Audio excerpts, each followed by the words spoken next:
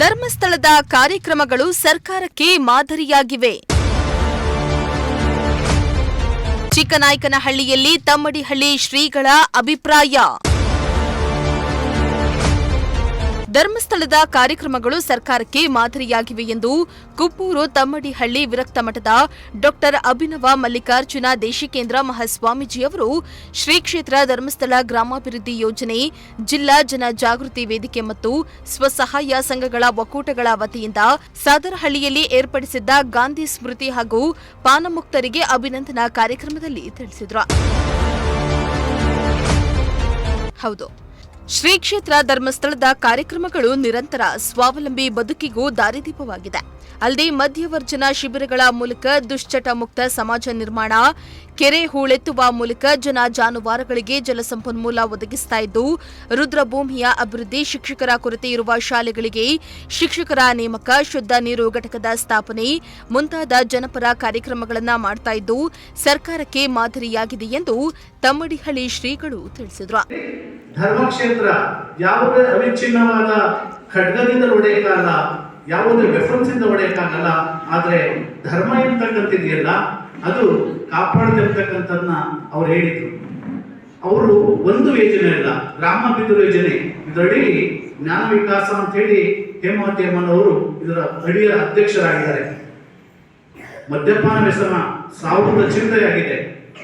ಅವರು ಕೆರೆಗಳ ಯೋಜನೆ, ದೇವಾಲಯಗಳ ನಿರ್ಮಾಣ, ಒಂದಲ್ಲ ಸಾವಿರಾರು ಕಾರ್ಯಕ್ರಮಗಳು ಇದರಡಿಲಿದ್ದಾವೆ.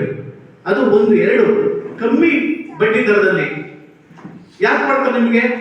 ಅವ್ರು ಯಾರೋ ಒಂದು ಮಾತಾಡ್ತಕ್ಕಂಥವ್ರು ಅಣ್ಣ ತಮ್ಮಗಳು ಇವತ್ತಾಗಲ್ಲ. ಆದ್ರೆ ಧರ್ಮಸ್ಥಳದ ಧರ್ಮ ಜ್ಯೋತಿ ಬೆಳಗಿದೆ ಸಾಗರದಲ್ಲಿ ಅಂತಂದ್ರೆ ಅದು ಮಂಜುನಾಥ ಸ್ವಾಮಿ ನಮ್ಮ ಮನೆಗಳಿಗೆ ಬಂದು ದೀಪವನ್ನು ಬೆಳಬೇಕು ಅಂತ ಹೇಳಿ. ಆ ಹಿನ್ನೆಲೆಯಲ್ಲಿ ನಾನಾದ್ರೂ ಕೂಡ ಮಾತಾಡೋದು ಜಾಸ್ತಿ ಇಲ್ಲ, ಎರಡು ಮಾತನ್ನು ಮುಗಿಸ್ತೀನಿ. ನಾವು ಹಿಂದೆ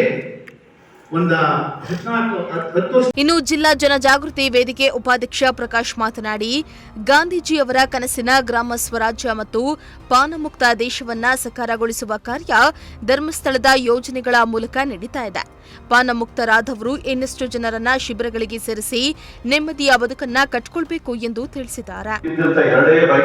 ಒಂದು ಪಾನಮುಕ್ತ ದೇಶ, ಇನ್ನೊಂದು ಗ್ರಾಮ ಸ್ವರಾಜ್ಯ. ಬಹಳ ಕೇಂದ್ರದಿಂದ ಹೇಳ್ಬೇಕಾಗ್ತದೆ. ಇವೆರಡು ಉದ್ದೇಶ ಕೂಡ ಇವತ್ತು 100ಕ್ಕೆ 100ರಷ್ಟು ಈಡೇರಿಲ್ಲ. ಸ್ವಾತಂತ್ರ್ಯ ಒಂದು 75 ವರ್ಷ ಆದ್ರೂ ಕೂಡ ನಾವು ಇನ್ನೂ ಅದರಲ್ಲೇ ಇದ್ದೀವಿ. ನಮ್ಗೆ ಅವರ ರಾಷ್ಟ್ರಪಿತ ಅಂತ ಕರಿತೀವಿ ಅಂತ ಬಿಟ್ರೆ ಅವರ ಉದ್ದೇಶವನ್ನು ನಾವು ಈಡೇರ್ತಕ್ಕಂಥ ಒಂದು ಪ್ರಯತ್ನವನ್ನು, ಸ್ವಲ್ಪ ಪ್ರಯತ್ನ ಇಂಥ ಒಂದು ಕಾರ್ಯಕ್ರಮಗಳನ್ನ ನಡೀತಾ ಇದೆ ಅಂತ ಬಿಟ್ರೆ ಅವರ ಒಂದು ಗಾಂಧಿ ಜಯಂತಿನ ಮಾಡ್ತಕ್ಕಂಥ ಅರ್ಹತೆ ನಮಗೆ ಯಾರಲ್ಲೂ ಇಲ್ಲ, ಉಳ್ಕೊಂಡಿಲ್ಲ. ಏನೋ ಒಂದು ಈ ತರ ಕಾರ್ಯಕ್ರಮಗಳಲ್ಲಿ ನಮ್ಮ ವೀರೇಂದ್ರ ಹೆಗಡೆ ಅವರು ಇರ್ಬೋದು, ಮತ್ತೊಬ್ರು ಇರ್ಬೋದು. ಇನ್ನು ಈ ವೇಳೆ ತಾಲೂಕು ಯೋಜನಾಧಿಕಾರಿ ಪ್ರೇಮಾನಂದ ಎಲ್ಬಿ, ಕೃಷಿ ಮೇಲ್ವಿಚಾರಕ ಪ್ರಕಾಶ್, ಗ್ರಾಮ ಪಂಚಾಯಿತಿ ಅಧ್ಯಕ್ಷೆ ನಾಗಮ್ಮ, ರಾಮಚಂದ್ರಯ್ಯ, ವಸಂತಕುಮಾರ್, ಉಮೇಶ್, ಲಕ್ಷ್ಮೀಕಾಂತ್, ದಾಸಪ್ಪ, ವಕೀಲ ಮಲ್ಲಿಕಾರ್ಜುನಯ್ಯ ಸೇರಿದಂತೆ ಹಲವರು ಉಪಸ್ಥಿತರಿದ್ದರು. ಚೇತನ್ ಜಾನಕಲ್, ಪ್ರಜಾಶಕ್ತಿ ಟಿವಿ, ಚಿಕ್ಕನಾಯಕನಹಳ್ಳಿ.